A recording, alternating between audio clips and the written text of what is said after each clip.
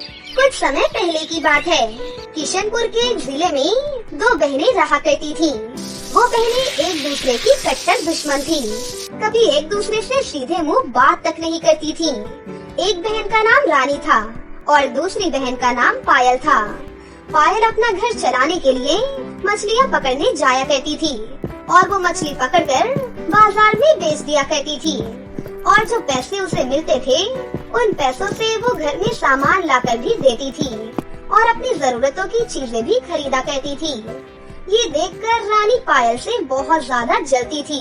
वो बिल्कुल भी नहीं चाहती थी कि पायल जिंदगी में कभी तरक्की करे और पैसे कमाए। ऐसे ही एक दिन की बात है। उस गांव में एक जादुई चुड़ैल औरत रहती थी। उस चुड़ैल औरत ने दो परियों को मस्कारे के अंदर कैद कर लिया था और अपनी पोटली में बांध लिया था। एक दिन उसे बहुत ज्यादा भूख लगी। भूख के मारे वो बाहर जंगलों में आकर खाने की तलाश में निकल पड़ी। वहीं उसे एक पेड़ दिखाई दिया। उस पेड़ के नीचे बैठकर उसने आराम से कुछ फल खाए। उसके बाद वो वहाँ से चलने लगी। वहाँ पर तभी एक नदी आई। अब वो उस नदी को अपने जादुई झाड़ू से पार कर ही रही थी कि तभी उसके हाथ में जो पोटली थी वो उसके हाथ से छूटकर उस नदी में गिर जाती है और तभी एक मछली उस पोटली को खा लेती है। जब तक चुड़ैल की उस मछली पर नजर जाती तब तक वो मछली उसकी पोटली को लेकर जा चुकी थी। अरे वो चालाक मछली मेरी पोटली को निगल कर चली गई। अब मैं क्या करूं? अब उस चुड़ैल के पास कोई भी रास्ता नहीं बचा था, इसलिए अपने जादुई महल में वो वापस चली जाती है। तभी वहाँ पर पायल आई और मछलियाँ पकड़ने लगी। सौभाग्य से उसने वही मछली पकड़ ली जो चुड़ैल की पोटली निगल गई थी। उस मछली को पकड़ते ही वो देखती है कि उसका पेट तो बहुत बड़ा है। अब जैसे ही पायल उस मछली को बाहर निकालती है और उसे जमीन पर रखती है तभी मछली के मुंह से एक पोटली बाहर आती है। उस पोटली को देखकर पायल बहुत ज्यादा हैरान हो जाती है और जब वो उस पोटली को खोलकर देखती है तो उसमें दो जादुई मस्कारे होते हैं। तभी वो दोनों जादुई मस्कारे बहुत बड़े हो जाते हैं और परियों के रूप में बदल जाते हैं। आपने हमें उस चुड़ैल के चंगुल से बचाया है, इसलिए आज से हम लोग आपकी ही सेवक हैं। आज से हम दोनों परियां आपकी ही सेवा करेंगी और आपका अच्छे से ध्यान रखेंगी। आज से आप हमारी मालकिन हैं। उन दोनों परियों को देखकर पायल बहुत ज्यादा खुश हो जाती है और खुशी से वहीं पर नाचने लगती है। अब दोनों परियां मिलकर पायल को अच्छे से तैयार कर देती हैं और उसका श्रृंगार भी कर देती हैं। अब वो बहुत ज्यादा सुंदर लगने लगी थी। तभी वहाँ पर उसकी बहन रानी आ जाती है और उसे ऐसा देखकर उसका खून खौल जाता है कि ये मुझसे ज्यादा अच्छी क्यों लग रही है। फिर पायल रानी को वो सारी बातें बताती है और जादुई दो मस्कारे के बारे में भी बता देती है और बताती है कि कैसे उस मस्कारे में से दो परियां निकलकर आई थीं, जो उसकी सारी इच्छा पूरी करती हैं। पायल की ये बात सुनकर रानी ने ये साजिश रची कि वो रात होते ही उन दोनों मस्कारों को चोरी करके अपने पास रख लेगी और उनसे अपने सारे मन की इच्छाएं पूरी करवाएगी। देखते ही देखते रात हो जाती है और रानी चोरी चुपके पायल के कमरे में जाकर उन दोनों जादुई मस्कारों को चोरी करके अपने कमरे में ले आती है। जैसे ही वो दोनों मस्कारों को खोलती है तभी उसमें से दो परियां निकलकर आ जाती हैं। उन्हें देखकर रानी कहती है, सुनो तुम दोनों परियों, अब तुम दोनों मुझे पायल से भी ज्यादा सुंदर और गोरी बना दो और मेरे कपड़े बिल्कुल परियों जैसे बना दो ताकि मैं इस दुनिया की सबसे खूबसूरत लड़की लगूं और मेरा रंग रूप और ज्यादा सुंदर कर दो और मुझे बहुत सारे धन और दौलत भी दे दो ताकि जिंदगी में मुझे कभी भी किसी चीज की कमी ना हो। रानी की ये बात सुनकर दोनों परियां अपनी छड़ी को घुमाती हैं और अपनी छड़ी से रानी को बिल्कुल काली बना देती हैं और उसके कपड़े भी गंदे और मैले कर देती हैं और उसके चेहरे पर बहुत सारे दाग धब्बे भी कर देती हैं। अब रानी पहले से भी ज्यादा बदसूरत और गंदी लगने लग जाती है। वो अपनी ये हालत देखकर फूट फूट कर रोने लगती है। तभी उसकी आवाज सुनकर पायल दौड़ते हुए वहाँ पर आ जाती है और कहती है, अरे क्या हुआ रानी, तुम ऐसे क्यों रो रही हो? और तुम्हारा चेहरा इतना गंदा कैसे हो गया? ये सब कैसे हुआ रानी? पायल, तुम्हारी बहन रानी लालच में आकर हमसे बहुत सारी इच्छाएं कर रही थी, धन दौलत मांग रही थी, इसलिए हमने उसका ये हाल कर दिया है। लालच करने वालों के साथ ऐसा ही होता है। परी की ये बात सुनकर पायल कहती है, देखा रानी, मैं तुम्हें हमेशा से ही मना करती थी ना कि लालच करना बुरी बला है। आज तुम्हारी लालच की वजह से देखो तुम्हारे साथ क्या हो गया और तुम्हारी क्या हालत हो गई है। हाँ पायल, तुम सही कहती थी। आज के बाद मैं ऐसा कभी भी नहीं करूँगी। और भगवान के लिए उन परियों को बोलो कि मुझे पहले जैसा बना दे। मैं इस बदसूरत से चेहरे के साथ नहीं जी सकती हूँ। रानी की ये बात सुनकर पायल उन परियों से कहती है, जादुई परियों, प्लीज मेरी बहन को पहले जैसा बना दो। इसे अपनी गलतियों का एहसास हो गया है। आज के बाद ये ऐसा कभी भी नहीं करेगी। प्लीज परियों, प्लीज। पायल की ये बात सुनकर जादुई परी बोलती है, तुम्हारी बहन को पहले जैसा तो बना देंगे हम, पर उसके बदले में हम यहाँ से चले जाएंगे और तुम्हारी सेवा भी नहीं करेंगे। अगर तुम्हें ये मंजूर है तो तुम बेशक अपनी बहन की सूरत पहले जैसी करवा सकती हो। हाँ हाँ जादुई परियों, मुझे ये बात मंजूर है। आप बस मेरी बहन को पहले जैसा बना दो। पायल की ये बात सुनकर वो दोनों परियां रानी को पहले जैसा बना देती हैं और ये देखकर रानी बहुत ज्यादा खुश हो जाती है और उसे अपनी गलती का एहसास भी हो जाता है कि वो पायल के साथ कितना बुरा करती थी। फिर वो पायल से अपनी गलती की माफी मांगती है और पायल भी उसे माफ कर देती है और फिर वो दोनों परियां वहाँ से गायब हो जाती हैं और फिर दोनों बहनें एक साथ प्रेम और स्नेह के साथ रहने लगती हैं। दोनों में इतना प्यार देखकर उनके माता पिता भी बहुत खुश होते हैं और सोचते हैं कि ये चमत्कार कैसे हो गया। ये दोनों अब आराम से साथ साथ कैसे रहने लग गयी। नोएडा के एक शहर में एक छोटे से गांव में जिया नाम की एक लड़की रहती थी। वो बहुत पढ़ी लिखी थी, लेकिन उसके सांवले रंग की वजह से उसकी माँ उसकी शादी को लेकर बहुत परेशान थी। लड़के वाले आते और जिया के सांवले रंग और दहेज के कारण बात अधूरी छोड़कर ही वापस चले जाते थे। पिछले 2 साल से उसने स्कूल में पढ़ाना शुरू कर दिया था। अब वो पूरे 24 साल की हो चुकी थी। एक दिन जिया की क्लास फ्रेंड पूजा उससे आकर कहती है, जिया, क्या तूने अपनी शादी के बारे में नहीं सोचा क्या? मेरे सोचने से क्या होता है, कोई ढंग का लड़का भी तो मिलना चाहिए ना, वरना ऐसे ही रहूंगी। जिया, अगले हफ्ते मेरी बहन ट्विंकल की शादी है। ये रहा शादी का कार्ड। तुम्हें मेरी बहन की शादी में जरूर आना है। और हाँ, आज से 3 दिन बाद हल्दी है। हल्दी पर सभी लोग पीला लहंगा पहन रहे हैं, तो तुम्हें भी पीला लहंगा पहन कर आना है, ठीक है? बाप रे, शादी है या फिर कोई फिल्म की शूटिंग? हाँ हाँ, आजकल तो सब ऐसा ही होता है। मैं आज से छुट्टी पर रहूंगी, तो तुम जरूर आना, ठीक है? अब मैं चलती हूँ, ओके बाय।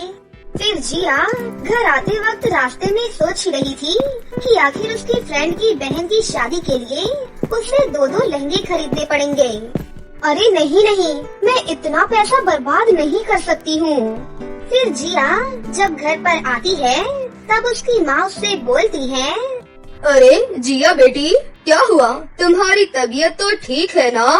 हाँ हाँ, सब ठीक है। आपको पता है माँ, पूजा ने अपनी बहन की शादी में मुझे बुलाया है, पर मैं कैसे जाऊँ? हल्दी में पीला लहंगा और शादी में अलग लहंगा पहनना है। मैं इतने लहंगे कहाँ से लेकर आऊँगी माँ? जिया, मेरे पास पीले कलर का बनारसी लहंगा है, तुम उसे ही पहन लेना। कोई नया लहंगा पहनने की जरूरत थोड़ी ना है। हाँ हाँ माँ, तुम बिल्कुल सही कह रही हो। माँ, चलो इसे ड्राई क्लीन करवा लेती हैं। फिर अगले दिन जिया और उसकी माँ ने उस लहंगे को ड्राई क्लीन करने के लिए दे दिया और 2 दिन के बाद जब वो दोनों उस लहंगे को लेने के लिए गयी, तो उस दुकान की मालकिन ने पूरी दुकान ढूंढ ली, पर जिया का लहंगा उसे कहीं नहीं मिला। जिया को अगले दिन शादी में जाना था।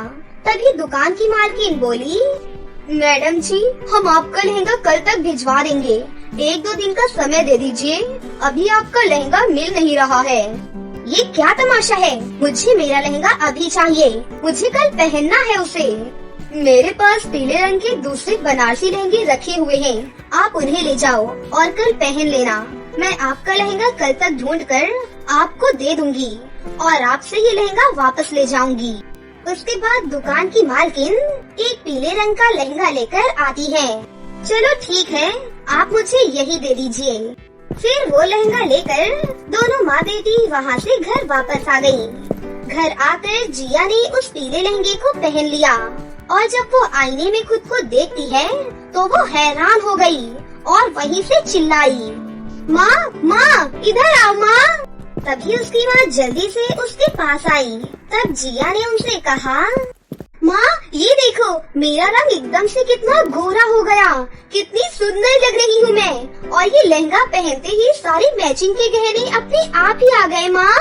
अरे वाकई तू तो बहुत ही खूबसूरत लग रही है और ये गहने भी बिल्कुल असली लग रहे हैं। वाह माँ, ये तो चमत्कार हो गया। ये देखकर दोनों माँ बेटी बहुत ज्यादा खुश हो गयी और फिर उस दिन जिया हल्दी में जाने के लिए तैयार हो गई। जब वो पूजा के घर पहुँची तब पूजा और उसके स्कूल की सारी फ्रेंड्स जिया को देखकर हैरान रह गई। अरे ये जिया ही है ना? हाँ हाँ वही है। पर ये इतनी खूबसूरत कैसे हो गई? बिल्कुल परी की तरह लग रही है, पहचान में भी नहीं आ रही है। जिया तुम बहुत ही खूबसूरत लग रही हो। हाँ जिया, आज तो तुम बिल्कुल राजकुमारी लग रही हो। Thank you everyone. पार्टी में सब जिया को ही देख रहे थे। हल्दी में डांस भी हुआ था, सब लोग नाच रहे थे। जिया ने भी आज दिल खोल कर डांस किया था। वहीं पर खड़ा पूजा का भाई लगातार जिया को ही देखे जा रहा था। ये बात जिया ने भी नोटिस की। फिर पार्टी खत्म हो गई और पार्टी खत्म होने के बाद जिया अपने घर आकर अपनी माँ से कहती है, माँ ये लहंगा तो जादुई है, मैं इसे वापस नहीं करूँगी। माँ मुझे ये लहंगा बहुत पसंद है। जिया हमारा लहंगा मिल जाएगा, फिर वो कल हमारे लहंगे को भिजवा कर अपना लहंगा वापस ले जाएंगी। माँ तब की तब देखेंगे, अभी तो बस मुझे इसी लहंगे में रहना है। अगले दिन शादी थी और जिया शादी में जाने के लिए तैयार होने लगी कि तभी अचानक वो पीला लहंगा लाल लहंगे में बदल गया और जिया शादी में वही लाल लहंगा पहनकर चली जाती है। शादी में जिया को देखकर उसकी सब लोग खूब तारीफ करते हैं और यश तो उसे पूरी शादी में देखता ही रह जाता है। जिया वहाँ पर बहुत एंजॉय करती है। उसके बाद जिया घर वापस आ जाती है, लेकिन तभी वो लाल लहंगा फिर से पीले लहंगे में बदल जाता है। शादी के अगले दिन वो ड्राई क्लीन वाली जिया के घर आई और बोली, मैडम मैं आप लोगों से माफी चाहती हूँ, आपका लहंगा पता नहीं कहाँ चला गया। मैंने हर जगह ढूंढा और मुझे वो लहंगा कहीं भी नहीं मिला। आज तक कभी भी ऐसा नहीं हुआ है, पहली बार हुआ है। प्लीज आप इस बात का जिक्र किसी से ना कीजिएगा, वरना मेरी दुकान से लोगों का भरोसा उठ जाएगा। मैं आपको आपके लहंगे का हर्जाना देने के लिए तैयार हूँ। ठीक है, हमें कोई हर्जाना नहीं चाहिए। बदले में बस आपने जो लहंगा मुझे दिया है वो लहंगा मुझे हमेशा के लिए दे दीजिए। ठीक है, आज से ये लहंगा आपका। जिया का तो मानो खुशी का ठिकाना ही नहीं रहा। अगले दिन जब जिया स्कूल पहुंची, तब पूजा ने उससे कहा, अरे जिया तुम एकदम से इतनी गोरी कैसे हो गई? तुमने क्या लगाया था फेस पर? अरे वो सब छोड़ो, तुम्हारी बहन की शादी में बहुत मजा आया, बहुत अच्छा इंतजाम था। अच्छा सुनो तो, मेरा भाई यश तुमसे मिलना चाहता है। ये सुनकर जिया का दिल जोरों से धड़कने लगा और उसके गाल लाल हो गए। फिर भी उसने अनजान होते हुए पूजा से कहा, क्यों ऐसा क्या कर दिया है मैंने? क्यों मिलना चाहता है तुम्हारा भाई मुझसे? अब यार मुझे ये तो नहीं पता। चल ठीक है, तुम कहती हो तो रविवार को मैं उससे मिल लूंगी। फिर जिया और यश एक दूसरे से मिलते हैं। यश एक बहुत ही अच्छा लड़का था। जिया को भी यश बहुत पसंद आता है और उससे प्यार हो जाता है। फिर दोनों के घर वाले आपस में बात करके बड़े ही धूमधाम से उन दोनों की शादी करवा देते हैं और सभी हंसी खुशी से एक साथ रहने लगते हैं। रतनपुर नामक एक गांव में मिस्टी नाम की एक लड़की रहती थी। मिस्टी दिखने में जरा सांवली थी। मिस्टी का इस दुनिया में कोई भी नहीं था। मिस्टी का एक बहुत पुराना सा छोटा सा घर था। मिस्टी गांव वाले लोगों के घर जाती और उनका बचा कुचा हुआ खाना ही खा लेती थी। इसी तरह वो अपनी जिंदगी गुजार रही थी। भिखारन की जैसे जिंदगी गुजारते गुजारते मिस्टी अब 50 साल की हो गई थी। इसलिए अब मिस्टी से लोगों का बचा हुआ खाना नहीं खाया जा रहा था। मिस्टी का भूख के मारे बुरा हाल था। ऐसे ही एक दिन मिस्टी सोचती है कि क्यों ना आज मैं जंगल चली जाऊं और वहाँ से फल तोड़कर ही खा लूं, क्योंकि अब लोगों की सूखी रोटियां मुझसे खाई नहीं जाती है। ये बोलकर मिस्टी जंगल की तरफ चल पड़ी। लेकिन मिस्टी को जंगल में कोई भी फल नहीं मिला। आखिर में भूख के मारे मिस्टी जंगल में ही बैठ गई। मिस्टी वहाँ ही बैठी होती है कि तभी मिस्टी के पास एक कबूतर आकर गिर पड़ती है। मिस्टी जैसे ही ऊपर देखती है तो एक खौफनाक कौवा उस कबूतर पर हमला करने आ रहा होता है। मिस्टी जल्दी से एक पत्थर उठाकर उस कौवे को मार देती है और कौवा वहाँ से वापस उड़ जाता है। फिर मिस्टी कबूतर से प्यार करती है और अपने पास रखा हुआ पानी उस कबूतर को पिला देती है। तभी वो कबूतर एक सुंदर सी परी के रूप में बदल जाता है। मिस्टी, तुम्हारा बहुत बहुत शुक्रिया। तुमने उस शैतान से मेरी जान बचा ली। वो कौवा हमारे दुश्मन राज्य शैतान लोक का राजा था, जो कौवे के रूप में मुझ पर हमला करना चाहता था और तुमने मुझे उससे बचा लिया। बताओ, अब मैं तुम्हारी क्या मदद कर सकती हूँ? उसके बाद मिस्टी परी से बोलती है, अब मैं गांव वालों का बचा हुआ खाना तो खा नहीं सकती। क्यों ना मैं परी से कोई जादुई चीज बोलूं जो मुझे रोज ताज़ा ताज़ा खाना दे सके, जिससे मैं अपना पेट भरकर जिंदा रह सकूं। फिर परी अपनी जादुई शक्ति से मिस्टी को एक जादुई लहंगा दे देती है। ये एक जादुई लहंगा है मिस्टी। ये लहंगा पहनते ही तुम एक बहुत ही खूबसूरत लड़की के रूप में बदल जाओगी और तुम्हें तुम्हारी जरूरत की हर चीज मिल जाएगी। याद रखना, इस जादुई लहंगे को उतारते ही तुम अपने असली रूप में वापस आ जाओगी। इसलिए जाओ और अपनी बाकी की जिंदगी तुम खुशी से गुजारो। फिर परी वहाँ से गायब हो जाती है और परी के जाते ही मिस्टी वो जादुई लहंगा पहन लेती है। मिस्टी के जादुई लहंगा पहनते ही मिस्टी एक बहुत ही खूबसूरत लड़की के रूप में बदल जाती है। फिर मिस्टी खुशी से अपने गांव की तरफ चल पड़ती है और अपने घर पहुंचकर मिस्टी देखती है कि उसका घर एक आलीशान महल में बदला हुआ है। मिस्टी ये सब देखकर बहुत ज्यादा खुश हो जाती है और अपने महल के अंदर चली जाती है। अगले दिन गांव के लोग महल के बाहर खड़े हुए बातें कर रहे होते हैं कि लगता है वो भिखारन अपनी झोपड़ी किसी राजकुमारी को बेचकर यहाँ से चली गई है। मिस्टी अपने महल में खुशी से रहने लग गई। एक दिन एक राजकुमार मिस्टी के महल के पास से गुजर रहा होता है तो उसकी नजर मिस्टी पर पड़ जाती है। राजकुमार मिस्टी को देखकर बोलता है, अरे, इतनी सुंदर लड़की तो मैंने पहले कभी भी नहीं देखी। राजकुमार को मिस्टी से पहली ही नजर में प्यार हो जाता है और वो मिस्टी को उससे शादी करने के लिए बोलता है। मिस्टी राजकुमार से शादी के लिए राजी हो जाती है। इस तरह उन दोनों की धूमधाम से शादी हो जाती है। लेकिन मिस्टी अपने बारे में सब कुछ राजकुमार को नहीं बताती है। फिर मिस्टी और राजकुमार एक शानदार महल में हंसी खुशी से रहने लग जाते हैं। एक दिन मिस्टी अपना जादुई लहंगा उतारकर नहाने के लिए चली जाती है। तभी मिस्टी की कामवाली मिस्टी के कमरे में आ जाती है और कमरे की सफाई करने में लग जाती है। उसके बाद वो मिस्टी का लहंगा उठाकर समेट देती है।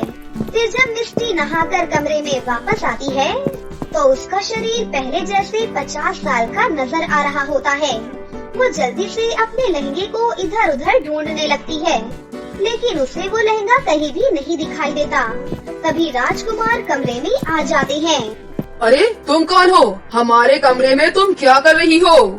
मिस्टी राजकुमार को सामने देखकर बहुत ज्यादा परेशान हो जाती है। और वो राजकुमार से कहती है, राजकुमार, मैं आपकी मिस्टी हूँ। क्या? मेरी मिस्टी इतनी बूढ़ी नहीं हो सकती है। राजकुमार, आप बस थोड़ा इंतजार करो, मैं अपना लहंगा पहनकर अभी आई। फिर जब मिस्टी अपना जादुई लहंगा पहनकर राजकुमार के सामने आती है, तो राजकुमार अपनी मिस्टी को देखकर बहुत ज्यादा हैरान हो जाते हैं और मिस्टी से इस बात का राज पूछने लगते हैं। फिर मिस्टी सोचती है, लगता है मुझे अब राजकुमार को सब कुछ सच सच बताना होगा। उसके बाद मिस्टी राजकुमार को अपने जादुई लहंगे की सारी बात बता देती है और फिर जोर जोर से रोने लग जाती है। राजकुमार, मुझे माफ कर दे, मैंने अपनी ये बात आपसे छुपाई। राजकुमार, क्या आप मुझे अब छोड़ देंगे?